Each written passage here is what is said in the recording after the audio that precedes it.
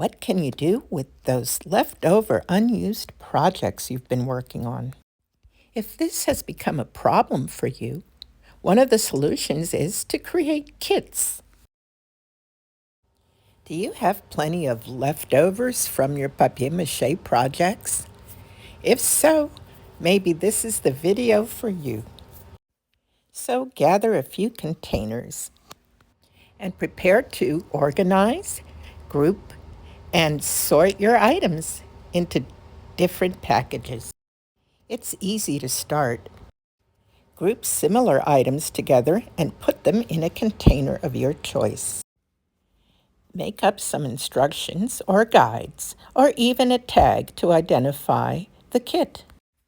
You can include notes, diagrams, and images that will serve as visual aids. And if you have a video tutorial on this, then you include the text to that link. I like to start small with these little snack bags because I make a lot of small papier mâché items. And I just put a little tag in there with them. But you see how they're grouped? It's a start, and I've got many of these. Now here's a pretty mesh bag that I like to use. It holds quite a few of my little items, plus the instructions and all the literature. Now I can decide what I want to do with them, but at least they're organized. We all can do this.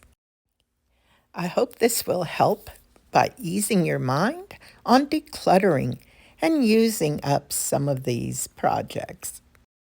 My family and friends really enjoy getting these kits. And my Etsy customers seem to enjoy them too. I hope this has helped you somewhat, and I look forward to seeing you in the next video.